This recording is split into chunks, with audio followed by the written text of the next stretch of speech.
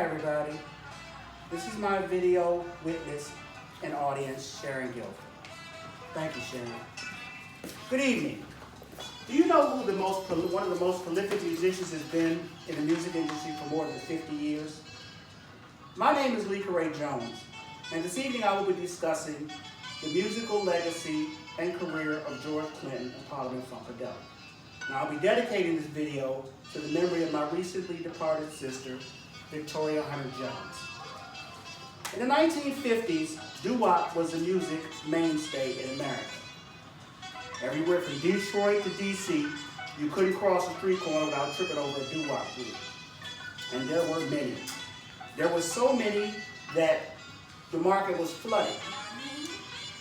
James Brown, who would later on turn out to become the godfather of soul, started out with a group called the Famous Flames. But James wouldn't stay with the Famous Flames for long. He would go on to create his own solo career. He would basically, no pun intended, blaze a path in the musical industry.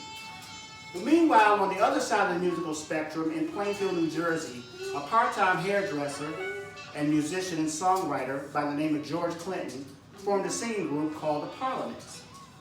Parliaments were a doo-wop group. Now, before I get too deep into this, let me explain to you exactly what doo-wop is. Doo-wop has a sound, it has a look, it has a style. Sorry, let me cut my music down first, because I don't want you all to be inundated with too much Parliament before I tell my story. Doo-wop basically was a group of 4 to 5 sharply dressed men in suits.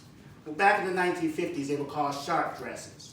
And they adorned slick hairdos that were better yet called pompadours. The doo-wop sound was basically a bubblegum, bobby sock, jukebox, love song kind of genre. It spoke about falling in love, falling out of love, the heartache, the heartbreak, the breakup, the makeup, everything that love had to deal with. Doo-wop music, like I said, was everywhere. We had Frankie Lyman and the Teenagers, Little Anthony and the Imperials, Shep and the Limelights, Harvey and the Moonglows, and the Motown machine had pretty much captured the market on doo-wop. Well, George Clinton was trying his best to get his footing in the doo-wop industry. And like I said, James Brown, who started out with the doo-wop group, the Famous Flames, left the Flames and began his own solo career. Now George, although very talented, was trying to find his thing, his niche, his footing. He didn't know quite where it was, but like a lot of other musicians, they knew that something that James Brown had, they wanted a piece of. They wanted to figure out a way to get what James Brown had and what he was doing in music. Well, the Parliaments, through the 1950s, did their best to get their footing in the music industry and the doo-wop industry. In 1957, George Clinton and the Parliaments released a single, and they shopped it to Revelot Records called Testify. The thing about Testify, it wasn't a doo-wop ballad. Revelot Records didn't know quite what it was, but they released it, and it charted. Did pretty good. The Parliaments were on their way. But George, everyone to watch everything and everyone around him, was still looking for that place in the musical industry. And he kept watching what James Brown was doing, in addition to Little Richard and other musicians along the way, Jimi Hendrix and so on and so forth. Well, into the 60s, the musical landscape began to change. It changed for George Clinton just like it changed for James Brown. And what began to happen was, George, like a lot of musicians, realized that doo-wop was slowly starting to die, and so they had to find something else to make it work. What George decided to do was, he decided to go in another direction. You see, music was evolving. The musical landscape was starting to change. What started out as doo-wop slowly began to morph into something else. And the music was speaking to the times that people were living in. You see, the 60s into the mid-60s spoke of social injustice, and it still spoke of being in love and falling out of love, but it did it from a different context. Musicians and artists were speaking from a different place. They were speaking from their spirit. They were speaking from their heart. They were talking about the Civil Rights Movement, the Vietnam War, and a lot of different things. And they started speaking from their soul. So what better label to put on this type of music than soul music? And soul music started taking off with James Brown at the forefront. As I said before, James Brown became a trailblazer. He would later on become known as Godfather of Soul and Soul Brother #1. And everybody wanted to do what James Brown was doing, especially George Clinton. But George Clinton refused to be the next James Brown. As the 60s started to change the musical landscape, it started to change the minds and the ways and thinking of people in the communities. And George Clinton realized that doo-wop had slowly died off, decided to do away with the suits, do away with the pompadour hairdos, and he also did away with the S in parliaments. So the parliaments became parliament. But they were just a group, and they needed to find a way to fit into the 60s. So George started shopping around for a group of musicians. Finally, after some plugging here and there, George ran across a group of young musicians known as Funkadelic. Funkadelic was a group of young musicians with a lot of talent. One of their most prolific musicians was a gentleman by the name of Bernie Worrell, who was a classically trained pianist. They had other musicians who had great talents. So George hired Funkadelic as the band and Parliament as the group. But they still hadn't quite found what it was they were looking for. So they kept trudging through the 60s. But you see, George was very creative and very innovative. So like a lot of other people in the 60s, George started to experiment. Hey, like everything else that was changing, America was experimenting just a little bit with psychedelic drugs. George, not being one to shy away, decided to take a trip. The group followed George and they began experimenting with different types of drugs, and it started to show in their music. See, the 60s started to blend into the 70s, and the scene started turning psychedelic. And George started noticing groups like Vanilla Fudge, a rock group, Jefferson Airplane, Jimi Hendrix, Sly and the Family Stone, and any other group of musicians and or groups who had something beyond just their regular music. So George started to take on aspects of other groups, but again, not emulating anyone. George just wanted to build his own machine. So he started developing a recipe. After George Clinton and Parliament shed the suits, they decided to start dressing for the day, so to speak. But again, society was starting to change. And with the inception and incoming of the 60s, the flower movement came about. Psychedelic clothes, a lot of free love, a lot of experiment with different drugs, a lot of different things were happening. And George Clinton and Parliament and Funkadelic started to fit into that musical landscape. Meanwhile, on the other side of the musical spectrum, James Brown had a group of musicians that he worked with on a regular basis.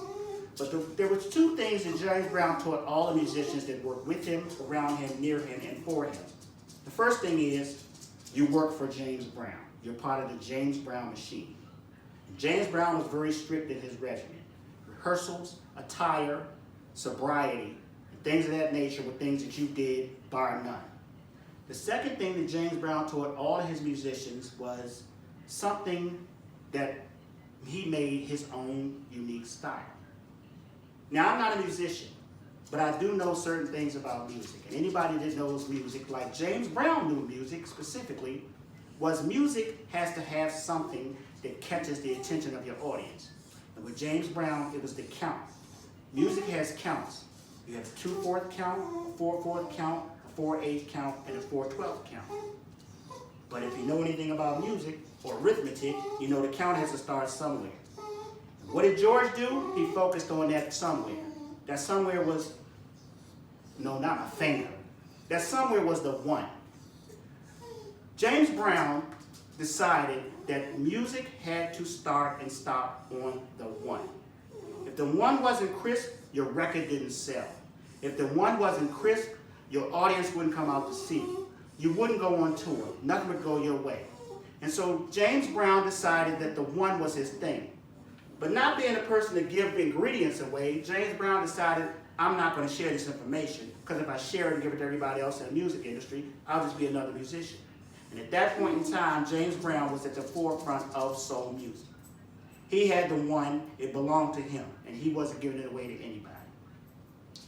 Fortunately or unfortunately, James had to go through a lot of different musicians. You see, because of James' strict style of adherence to performers and performance, a lot of musicians would eventually come and go. Well, in 1968, James Brown was in the middle of a tour with his band, the group, the JBs. They actually up and quit over financial disputes and creative differences. Not being able to figure out what he was going to do, James Brown had heard about this group of musicians out of Cincinnati, Ohio, called the Pacemakers. The Pacemakers consisted of William Bootsy Collins, his brother Catfish, Frank Cash Waddy, and Philip A. Wynne, who would later go on to be a member of the Spinners. James Brown hired the Pacemakers, Pace Setters, different names. They were even called the House Band. And they went on tour with James Brown. Now, once you get a call from James Brown at the time, it was like getting a call from Michael Jackson. It was up, up, and away. So they went on tour. And James Brown honed his band perfectly. And he taught them those two invaluable rules. One, you're part of the James Brown machine. And two, the one. Bootsy Collins and his group learned the one, and they practiced it like they practiced tying shoes, chewing gum, or saying their prayers. And James was very strict about what he taught them. The tour lasted for about roughly 2 years, and in 1972, the band, again like a lot of other groups and musicians that work with James Brown, fell out of favor. You see, James was too strict. And these young musicians out of Cincinnati, Ohio, couldn't deal with James's style of being so strict. They kind of looked at him as being a Gestapo type leader. So they up and left.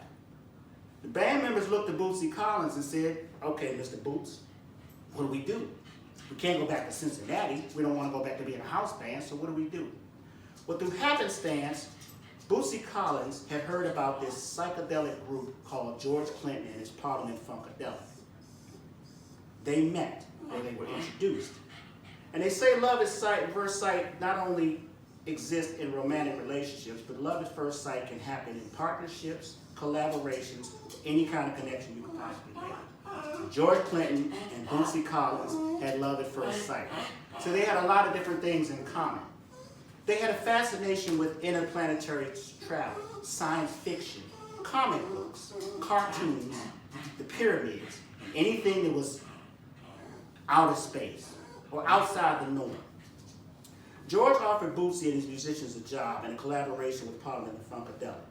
Bootsy jumped on board. And the first thing Bootsy Collins told George Clinton was the one. And George learned the one and turned to his group and said, take the one and take it to the stratosphere. And that's just what they started to do. The collaboration created singles and records that were interplanetary and stellar. And they were a little bizarre too. One of the first records or singles that they created, or that they released rather, was a titled song called Loose Booty. And Loose Booty was actually a fractured fairy tale. It starts out as a story of Little Miss Muffet, who sits on the tuffet, blah, blah, blah, blah. But in this version, Little Miss Muffet sits on the tuffet, ingesting a drug called THC. The spider comes along, and they get high together, and they trip. Fans and audiences are starting to eat this up, and George Clinton has finally found the thing he's looking for. He's found the one, and he's well on his way. There's no stopping George Clinton and Parliament Funkadelic. Through the 70s, as James Brown is on one frontier being a pioneer, George Clinton is on another frontier being a pioneer. And he's doing it on all four cylinders. George Clinton and Parliament Funkadelic are making inroads in the music industry that will never be paralleled. Well, as the 70s start to get to midpoint, George Clinton and Bootsy and Parliament Funkadelic decide they have to take this show on the road. But they have to figure out a concept. See, it can't just sound good, it's got to look good.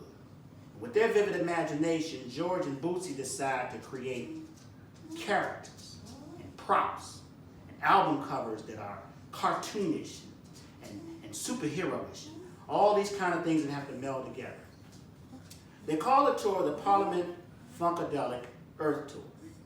But they decide that this title is too long. It's too drawn out. People are not going to want to say it. So they condense it and call it the P-Funk Earth Tour.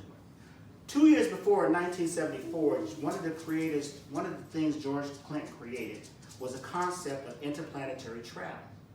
He said, if you can be free in your mind, you can be free to travel the universe. And what better way to travel the universe than on a ship?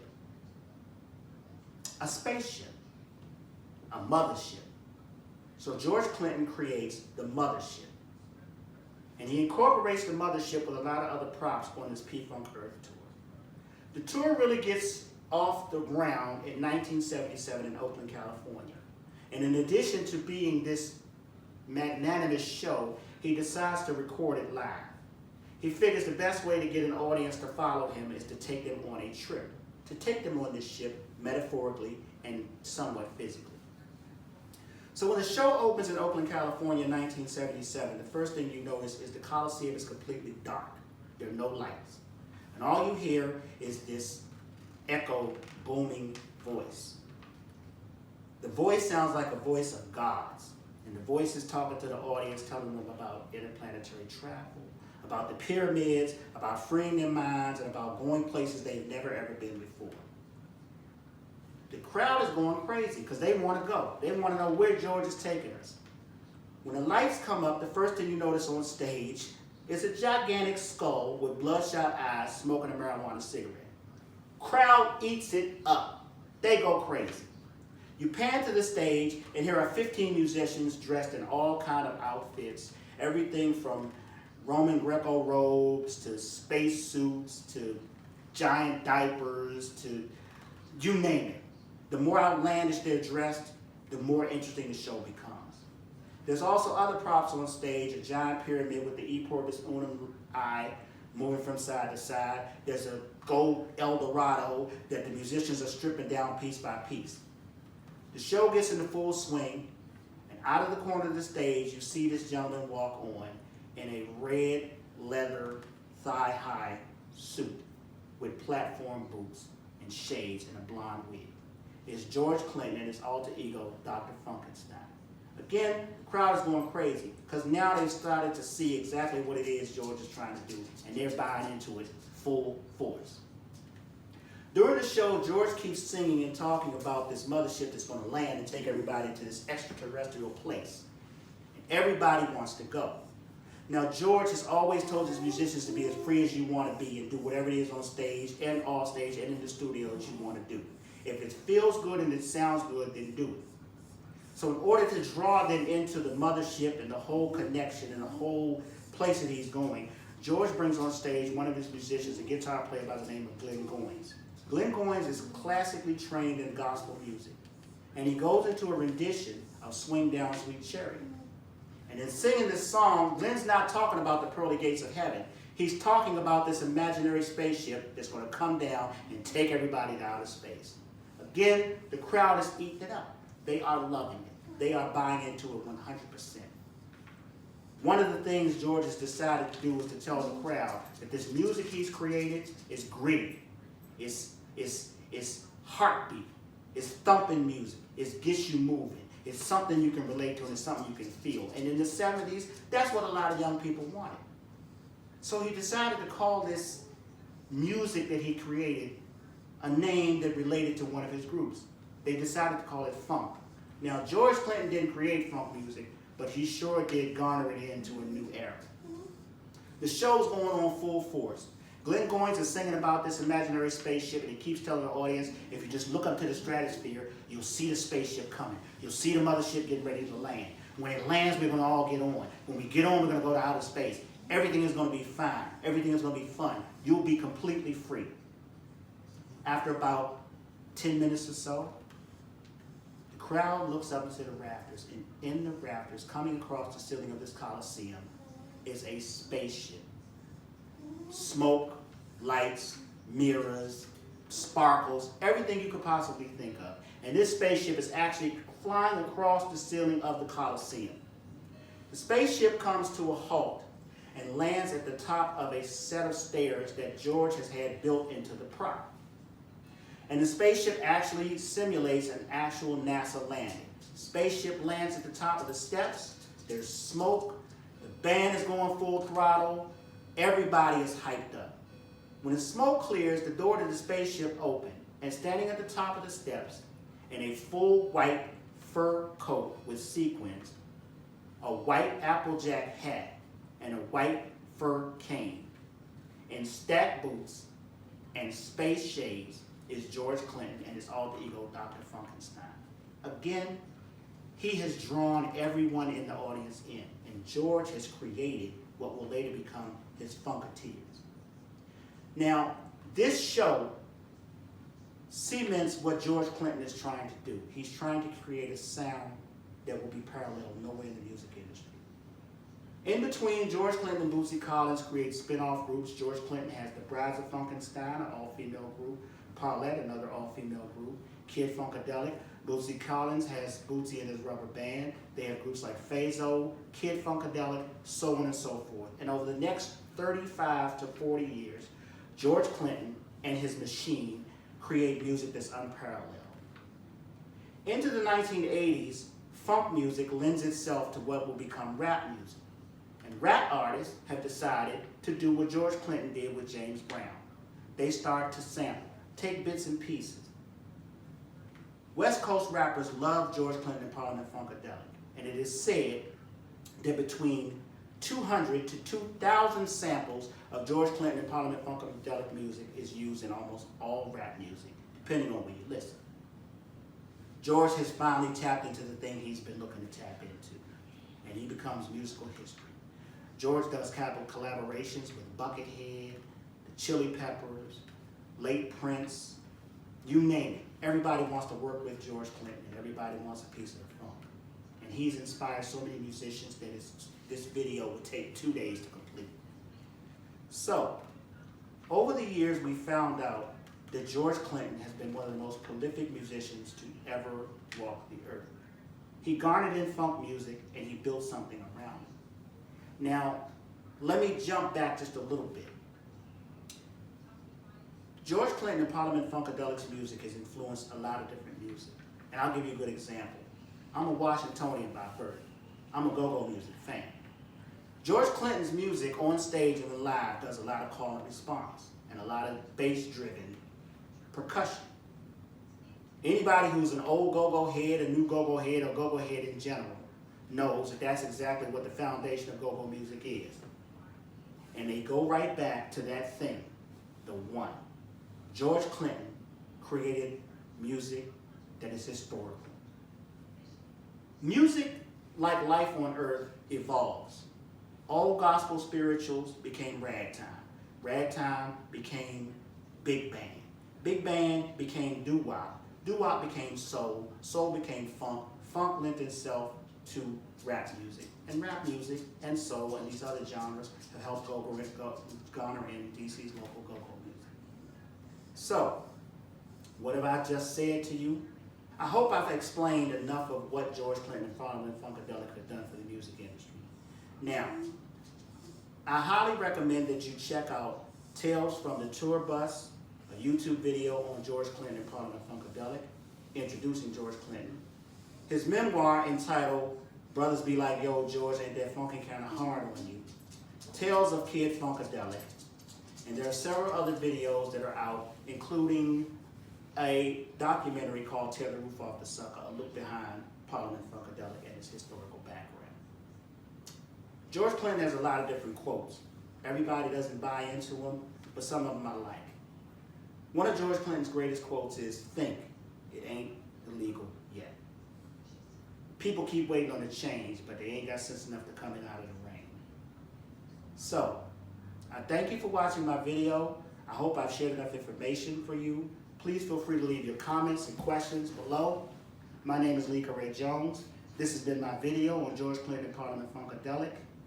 I'm a Funketeer. May the funk be with you. Think, it ain't illegal yet. And again, I dedicate this video to the memory of my sister, Victoria Desiree Hunter Jones. Thank you. Bye-bye.